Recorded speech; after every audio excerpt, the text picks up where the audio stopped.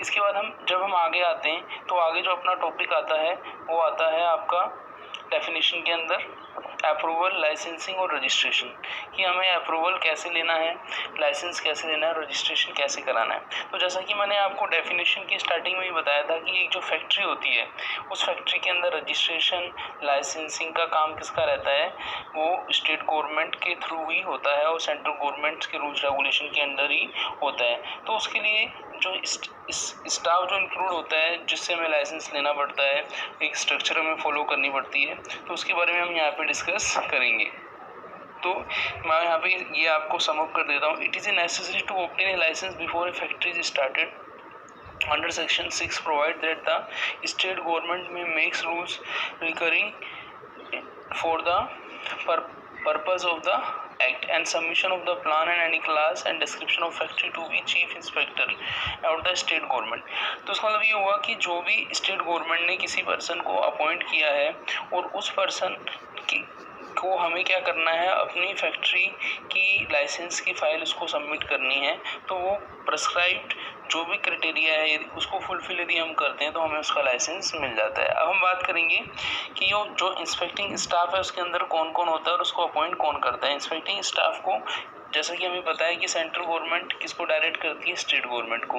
तो यहाँ पे हम पढ़ रहे हैं कि state government to appoint inspecting staff, और इंस्पेक्टिंग स्टाफ के अंदर हम किसको इंक्लूड करते हैं, जैसे इंस्पेक्टर हुए, चीफ इंस्पेक्टर रहे फैक्ट्रीज के, एडिशनल चीफ इंस्पेक्टर रहे, जॉइंट सेक्रेटरी रहे, डिप्टी चीफ इंस्पेक्टर रहे। तो ये जो आपको मैं जो इंस्पेक्टिंग स्टाफ के पोस्ट जो बता रहा हूँ ये पर्सन स्टेट गवर्नमेंट इनको अपॉइंट करती है। बस आपको ध्यान रखना है कोई भी जो आपका इंस्पेक्टिंग स्टाफ है वो डायरेक्टली इनडायरेक्टली फैक्ट्री से उसका इंटरेस्ट नहीं होना चाहिए। यहाँ पे लिखा हुआ no person can act as an inspector if he is a become directly indirectly interest in the factory. यदि कोई कंपनी से इंटरेस्ट रखता है तो वो कंपनी का एज इंस्पेक्टिंग स्टाफ के अंदर अपॉइंट नहीं हो सकता।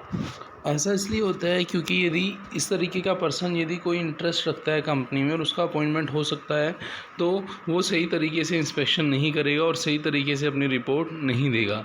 अब हम बात करेंगे कि जो पावर ऑफ इंस्पेक्टर्स हैं, इंस्पेक्टिंग स्टाफ हैं, वो क्या क्या हैं। तो सेक्शन 9 जो बता रहा है, section 9 provide that subject to any rules made in this behalf, कि जो पावर ऑफ इंस्पेक्टर की यदि हम बात करें तो इंस्पेक्टर को क्या क्या पावर है। पहले हमने पढ़ा था कि स्टेट गवर्नमेंट क्या करती है, लोकल गवर्नमेंट जो भी है वो क्या करेगी, अपॉइंट करेगी। लोकल अथॉरिटी क्या करेगी, अपॉइंट करेगी। किसको अपॉइंट करेगी, जिसको वो समझती है कि वो उस प्रॉब्लम को हैंडल कर सकता है। मे बी वो 1 पर्सन हो सकता है, 1 to more पर्सन भी हो सकता है। अब उस पर्सन का काम क्या रहेगा, उस पर्सन का काम ये रहेगा कि जो एग्जामिनेशन करना फैक्ट्री प्रीमाइसेस में जाके और वहाँ पे देखना प्लांट एंड मशीनरी, फैक्ट्री के अंदर जो भी इक्विपमेंट है उनको देखना, और उसके अलावा वो चेक कर सकता है जो भी वहाँ की इन्फॉर्मेशन है डॉक्यूमेंट रिलेटेड विद फैक्ट्री, उनको वो क्या कर सकता है, चेक कर सकता है। और यदि उसको लगता है कि कुछ इंक्वायरी करनी है तो उसको राइट्स है इंक्वायरी करने का। ऐसा क्यों किया जाता है, ऐसा इसलिए किया जाता है ताकि जो आपका इंस्पेक्टर है वो सही तरीके से डिसीजन ले सके, सारी इन्फॉर्मेशन के बेस पर अपना डिसीजन दे सकें। एक्साइज सच अदर पावर में बी प्रेस्क्राइब्ड कि इस काम को करने के लिए, carrying out the purpose of this act, इसको करने के लिए उसको पावर्स जो दी गई हैं। No person shall be complain under this section to answer any question और give any evidence tendering to incriminate himself. इसका मतलब क्या हुआ कि कोई भी यदि डॉक्यूमेंट्स यदि हमें चाहिए तो उसकी प्रीवियस इन्फॉर्मेशन हमें कंपनी को देनी होगी और उससे वो डॉक्यूमेंट्स की इन्फॉर्मेशन हम ले सकते हैं। अंडर सेक्शन 91 ये बताया गया है कि जो डॉक्यूमेंट्स फैक्ट्री के अंदर दिए जाते हैं उनकी कोई कॉपी नहीं दी जाती, बस वो जो आपकी रिक्वायर्ड इन्फॉर्मेशन है वो आप ले सकते हैं। तो यहाँ पे आप देखें, inspector may take section 9 an inspector may take a sample of any substance use intended to use in a factory for the purpose of finding out whether substance is injurious or if the violation of any provision of the act। अब हम देखते हैं कि जो inspecting staff है उसे जो हमने पावर दी है उसको ड्यूटी भी दी जाएंगी। ड्यूटी क्यों दी जाएंगी? क्योंकि यदि उसको पावर दी गई, ड्यूटी नहीं दी गई तो पावर का मिसयूज़ करेगा।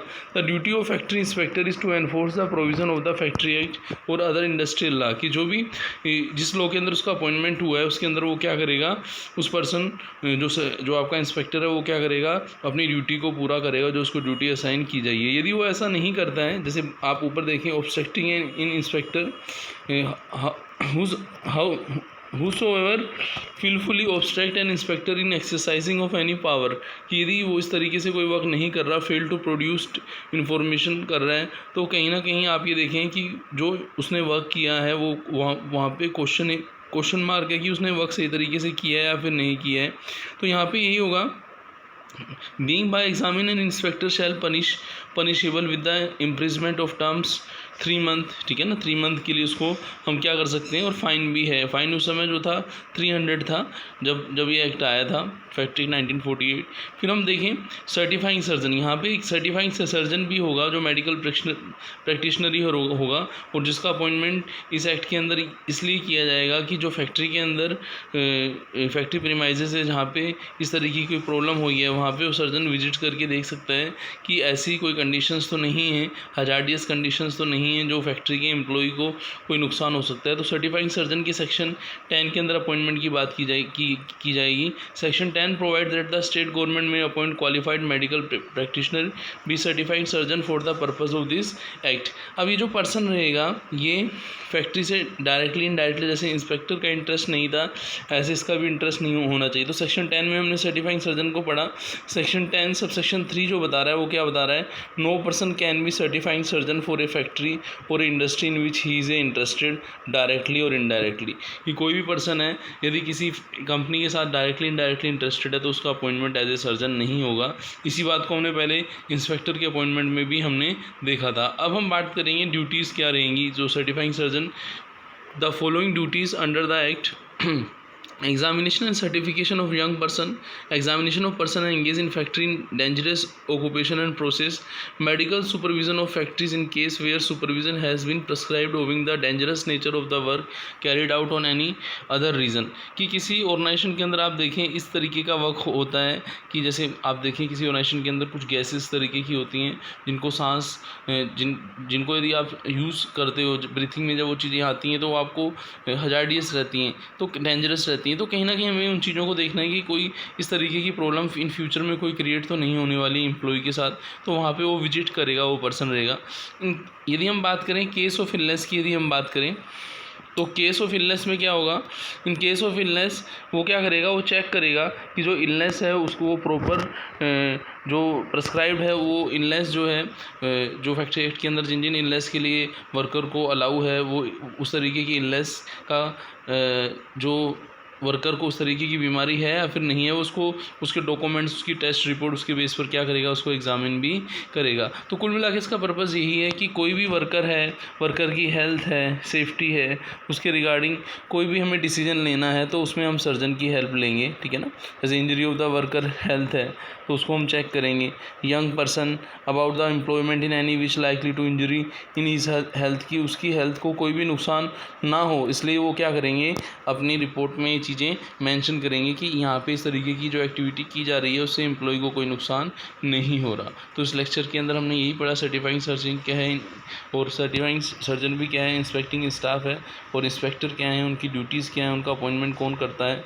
तो मिलते हैं नेक्स्ट लेक्चर में। थैंक्स।